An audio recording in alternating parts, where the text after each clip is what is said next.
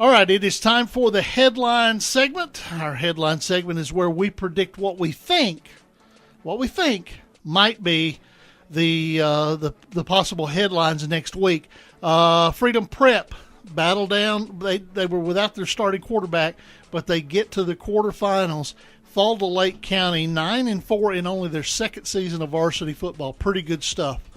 Cornersville scores with 17 seconds left to go in the game to defeat Huntingdon in Huntingdon. And Oakland got an interception that almost sealed it did seal the deal late in the game. They held on to defeat Mount Juliet 14-7. Stratford, Cinderella. It's not midnight yet. You know, I didn't think about it when you said they were 2-8 going into the postseason. I didn't even think of it that way. Yeah. That's crazy. That is, it's unbelievably crazy. Now, they had a coaching change early in the year. That's part of it. Yeah. But they really have done a great job. Ravenwood's Anthony Holmes tied a school record for touchdown receptions in the season with touchdown catches tonight. As I said a minute ago, Whitwell, it was 28 years between victories over South Pittsburgh in the regular season. Whitwell has beaten South Pittsburgh now 2 years in a row in the state semifinals. Great win for them. We talked to John Olive, the head coach for Tullahoma. This is a team who lost 20-something games in a row a couple years ago. And they looked like they were dead. I mean, it looked like the program was about to fall apart. And he put the pieces back together. They were like 500 last year. They get to the final 8 this year. Great turnaround for the Tullahoma program. South Pittsburgh, Whitwell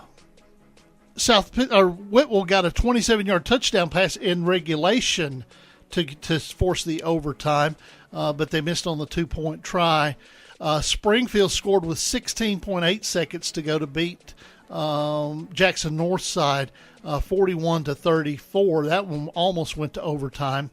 The longest winning streak in the nation, or in the state, 38 games ended tonight. Lausanne was defeated by CPA. Now the longest winning streak is Greenville. They've won 28 straight.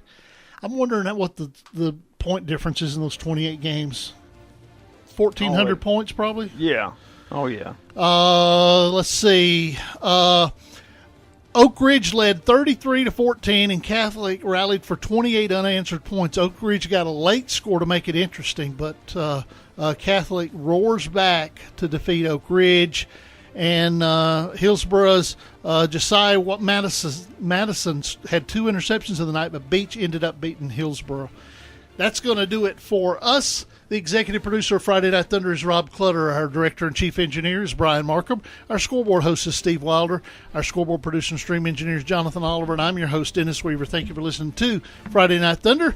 Remind you to check out our website for information, features, and uploads all week long. Visit Friday Night Thunder. Until we meet again, in the words of Rusty Reed, see you on the radio.